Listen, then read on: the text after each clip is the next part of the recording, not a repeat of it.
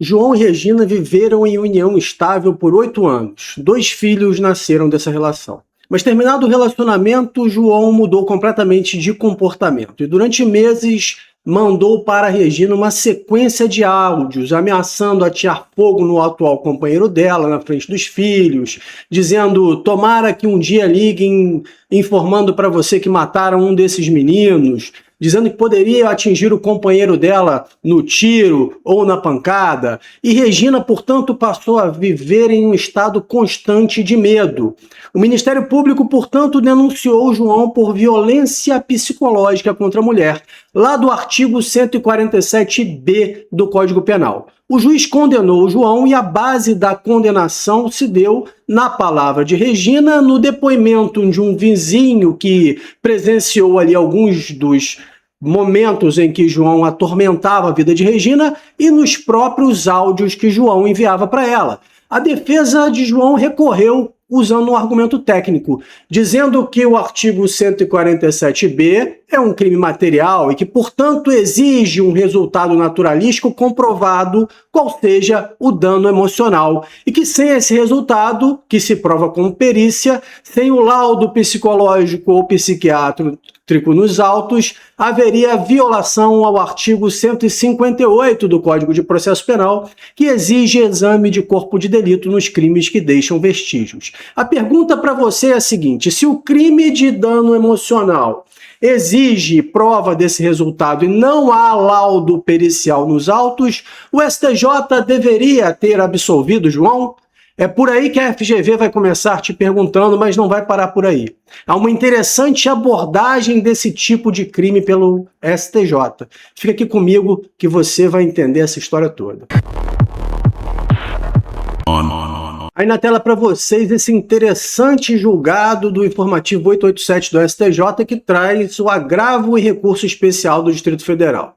Durante essa instrução foram ouvidos a própria Regina, uma testemunha que era o vizinho que presenciou um comportamento controlador de João, e houve também o interrogatório do réu. As mensagens de áudio enviadas por João também foram juntadas aos autos. A defesa sustentou 3 pontos em sequência no recurso. Primeiro, que o 147b do Código Penal é um crime material porque exige dano emocional, e crime material se prova com perícia técnica. Como não houve laudo psicológico ou psiquiátrico, a condenação violaria o artigo 158 do Código de Processo Penal.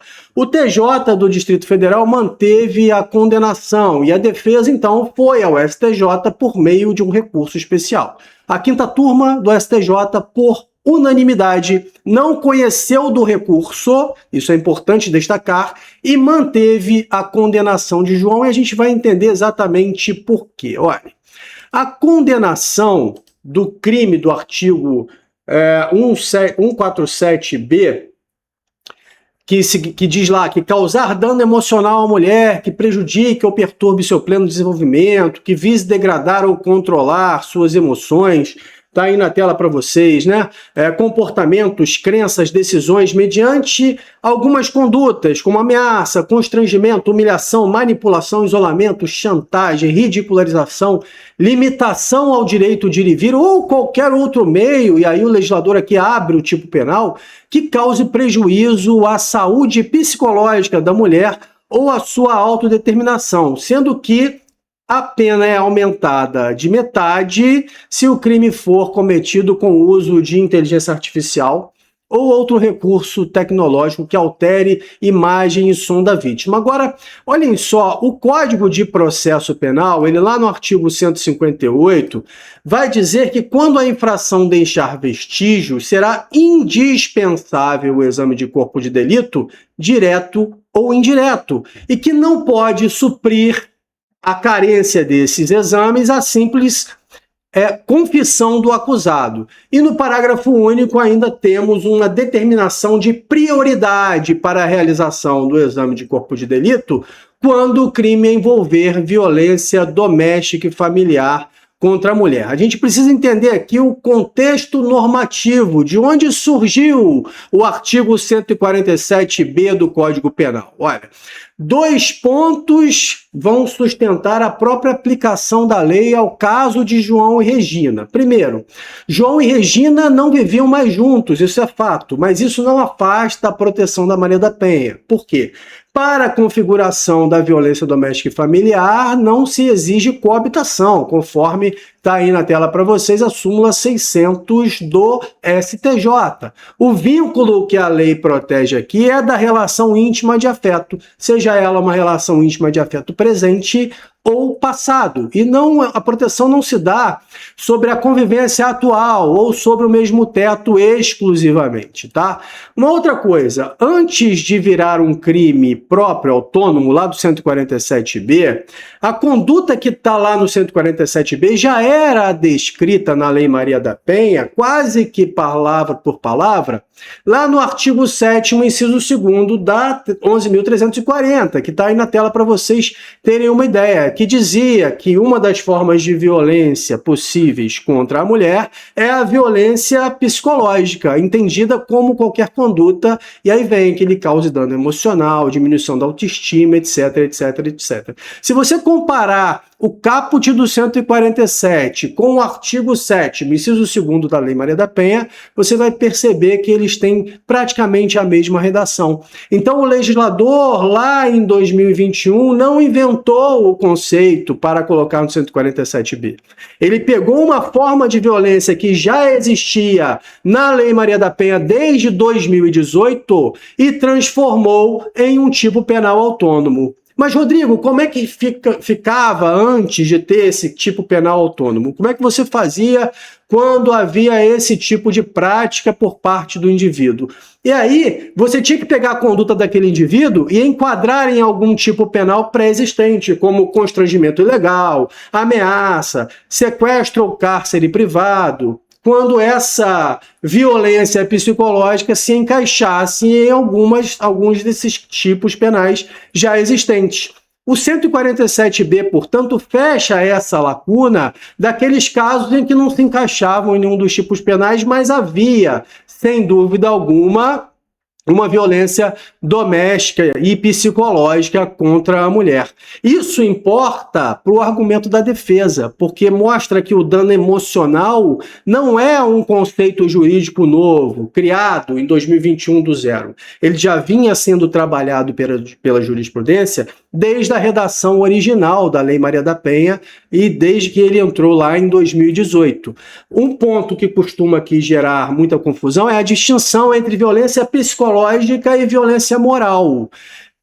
Percebam que, apesar de serem conceitos próximos, eles não são sinônimos. A violência moral está lá no artigo 7º, inciso 5º da Lei Maria da Penha, que é entendida como qualquer conduta que configure calúnia, difamação ou injúria. Então, aqui é um conceito técnico. Violência moral é crime contra a honra da mulher, seja calúnia, seja difamação ou seja injúria. Já a violência psicológica, que nós vimos lá no artigo 7º, inciso 2º, e que deu origem ao 147b, protege a saúde psicológica da mulher, a sua autodeterminação para evitar medo, isolamento, controle por parte do agressor. A violência moral do artigo 7º, inciso 5º da Lei Maria da Penha, portanto, protege a honra. São os crimes que já existem no Código Penal, calúnia, difamação e injúria, só que enquadrados como forma de violência doméstica, desde que praticados contra a mulher no contexto da violência doméstica e familiar. Mas reparem aqui numa pegadinha. O Código Penal também usa a expressão violência moral. Mas lá no Código Penal, a violência moral é a chamada vis compulsiva, que é aquela violência clássica da grave ameaça. Disse que o indivíduo está sob vis compulsiva, está sofrendo uma violência moral. Então não confunda a violência moral do Código Penal, a vis compulsiva, com a violência moral lá da Lei Maria da Penha, que tem a ver com crimes contra a honra da mulher. Se a questão usar apenas violência moral, sem dizer se é no sentido do Código Penal ou da Lei Maria da Penha, você vai precisar olhar o contexto da questão para saber diferenciar se estamos falando da vis compulsiva do Código Penal ou se estamos falando da violência moral, do crime contra a honra da Lei Maria da Penha, tudo bem? Já a violência psicológica ataca a saúde mental da mulher. A violência moral ataca a honra da mulher. A violência psicológica vira o 147B do Código Penal. A violência moral vira calúnia, difamação ou injúria com a agravante de ser praticada no contexto da Lei Maria da Penha, tudo bem? Agora vamos lá. A defesa de João parte de uma premissa correta. O 147B é sim um crime material, tá? Você já viu que o STJ manteve a condenação de João sem a realização de perícia, mas isso não quer dizer que o crime de violência psicológica contra a mulher seja um crime formal. Não, ele é um crime material que deixa vestígios e que, portanto, como regra, depende de perícia, porque ele descreve uma conduta causar dano emocional, ligada a um resultado naturalístico, nexo causal, separado da ação, que é o dano em si.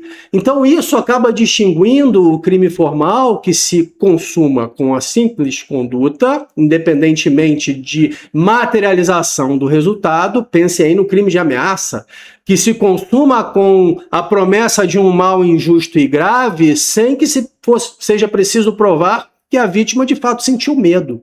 Já o crime formal se prova pela conduta e o crime material se prova pelo resultado. Então, o erro da defesa de João aqui não estava em dizer que o 147B era um crime material.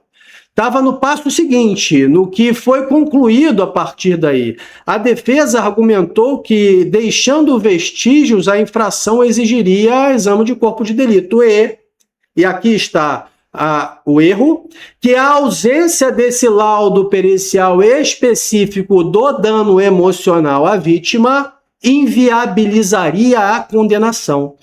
E aqui entra a distinção de quem lê o 158 do CPP de maneira atabalhoada, de quem lê com profundidade, com análise técnica e com agregando o conhecimento jurisprudencial.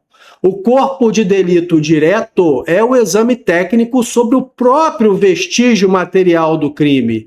Já o corpo de delito indireto, também admitido pelo 158 do CPP, é a reconstituição desse vestígio por outros meios de prova, testemunhas, documentos, fotografias, vídeos, quando o exame direto não for possível ou não foi realizado. Então, o artigo 158 do Código de Processo Penal não exige a perícia a qualquer custo. Ele exige prova da materialidade.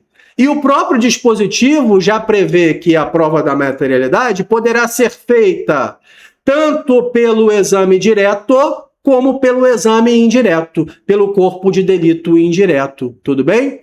Então é aí que a defesa de João escorregou. E aí quais foram os fundamentos do STJ para manter a condenação? Primeiro, a palavra da vítima, que aí, em harmonia com os demais elementos dos autos, tem um relevante valor probatório, principalmente nesses crimes de violência doméstica, porque esse tipo de violência ocorre no espaço privado, daquela relação afetiva, sem testemunhas presenciais, como regra, naqueles ciclos de dependência emocional que dificultam a prova externa. Então, exigir uma prova robusta, independente da palavra da vítima, esvaziaria completamente a proteção da Maria da Penha. E o segundo fundamento da Corte é sobre o entendimento consolidado de que a lesão corporal em violência doméstica se estende à violência psicológica. Então, o exame de corpo de delito pode ser dispensado quando outras provas idôneas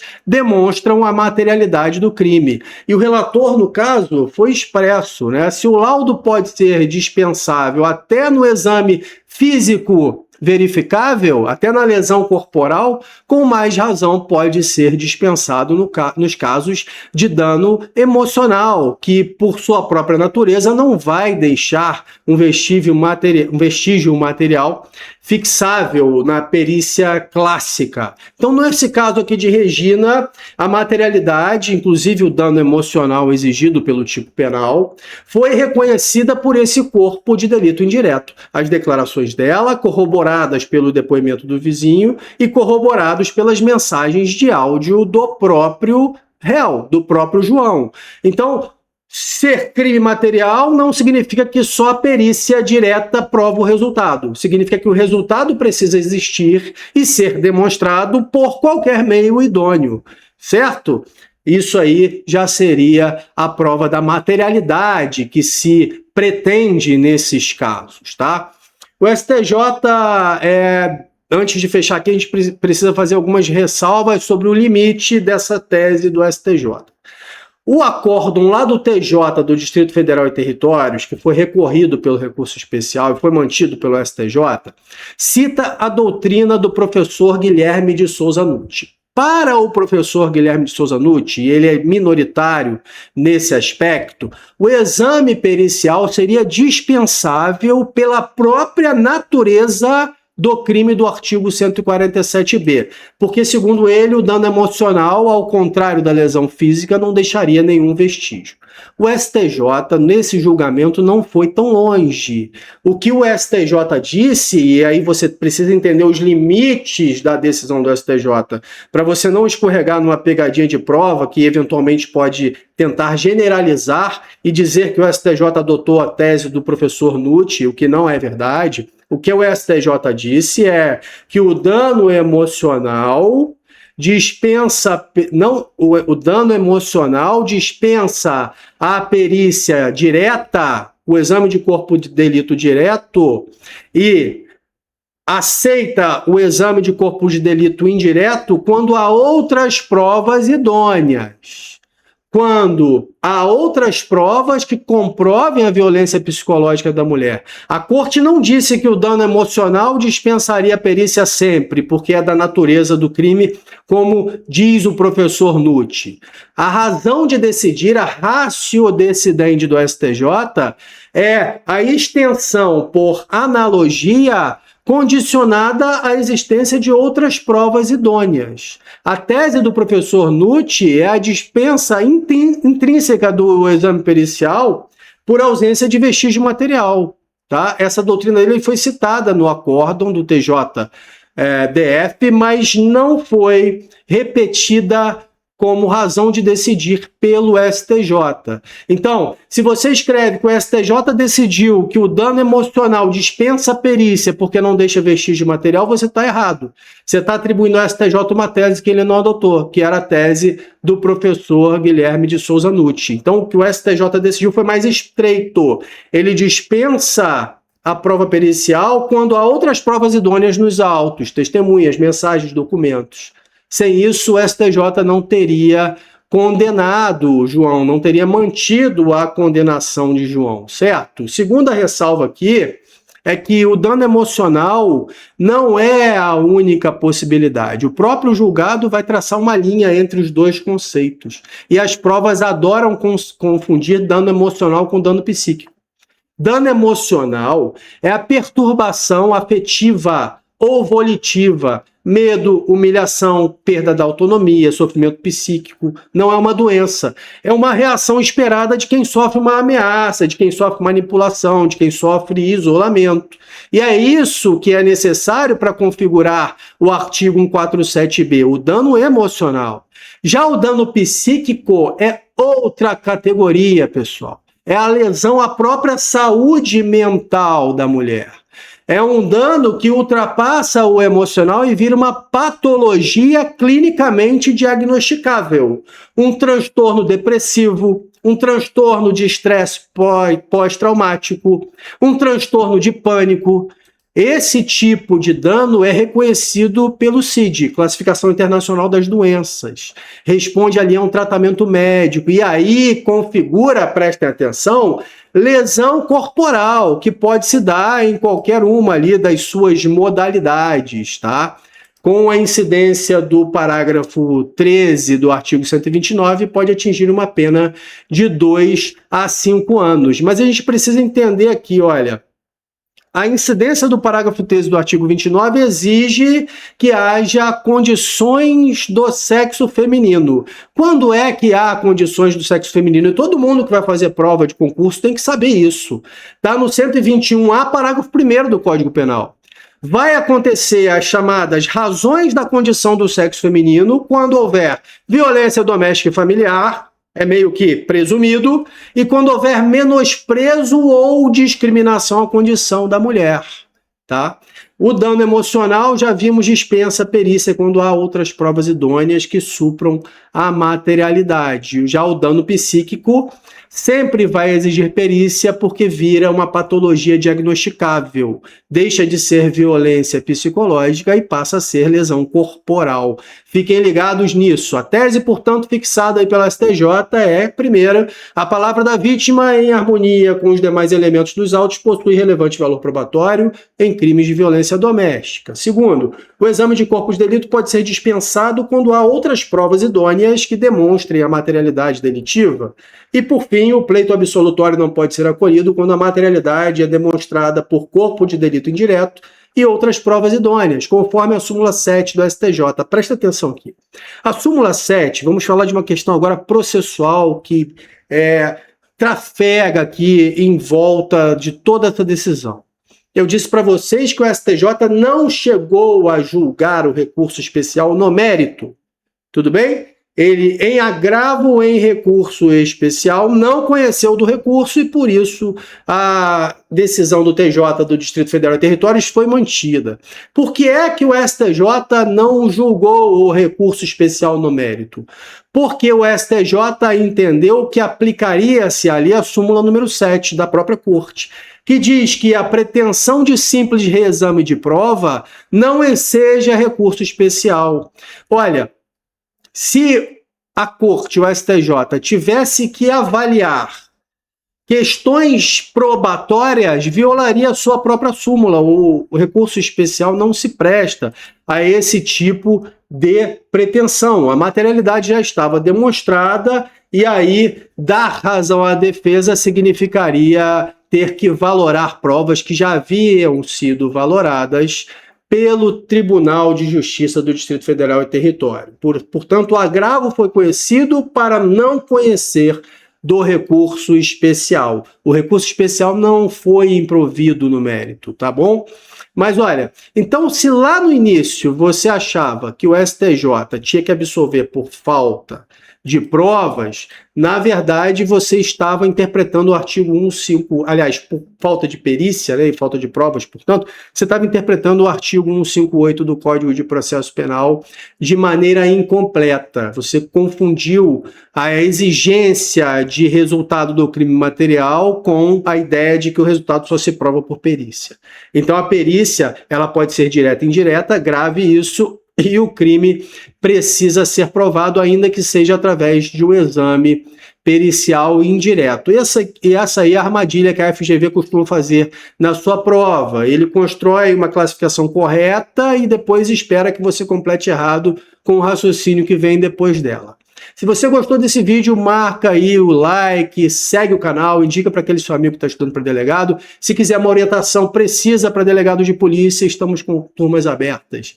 Para a reta final do Paraná, prova agora dia 10/11, e temos também os cursos regulares, mentoria para delegado de polícia. Clica aqui, entra no grupo, faz uma call de nivelamento comigo e a gente vai determinar qual é o melhor plano, a melhor caminhada para te auxiliar a se tornar delegado de polícia. Segundas-feiras, legislação especial, 19 horas, marco do combate ao crime organizado, material de apoio, você já sabe disso. E nas sextas-feiras a gente responde o Responda Comigo, uma questão no estilo FGV, segunda fase. Muito obrigado pela atenção de vocês, fiquem todos com Deus e bons estudos.